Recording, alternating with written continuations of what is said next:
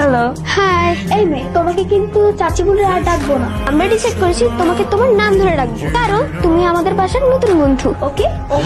By the way, তোমার নাম কি? সোহা। সোহা মামুনি, চলো তো আমাদের সাথে, তোমার জন্য সবাই ওয়েট করছে।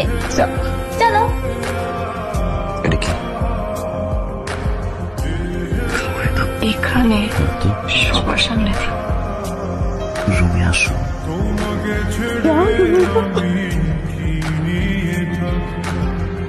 ভালোবেসে যাব যতদিন বাঁচব। হেসো না তুমি জেনে রাখো, বলে তো দিয়েছি আমি হৃদয়ের